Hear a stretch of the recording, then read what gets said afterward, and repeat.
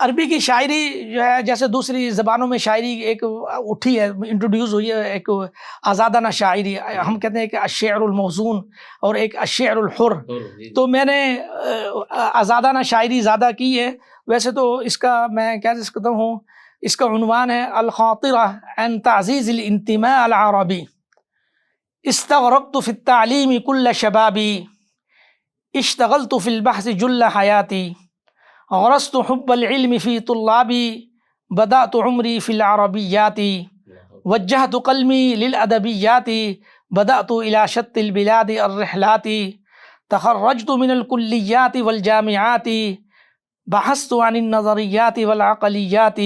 فہمت الکتاب بضوء اللسانیات، التحقت بمدرسة العملیات، کم مارست المعرفة بالشبکات، کم اشرفت على کتابة المقالات، کم حققت في الأيام الانتاجات، انجزت في العربية التأليفات، سعيت بكسب رزق الطيبات،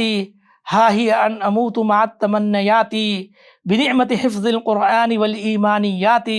انتقل بالصحة والأمانات۔ ماشاء اللہ تبارک اللہ۔ سر جی اس نظم سے آپ میرا اندازہ لگا لیں کہ میرا عربی سے کتنا ایک تعلق ہے۔ تعزیز الانتماء للادب العربی، آپ نے اپنا پورا خلاصہ بیان کیا ہے کہ میں کس طرح سے میں نے یہ معاملات کیے، کس طرح سے میں نے معاہد میں پڑھا، میں نے جامعات میں پڑھا، کس طرح سے، اور میری خواہش کیا ہے کہ میں کس طرح سے اس دنیا سے رخصت ہوں۔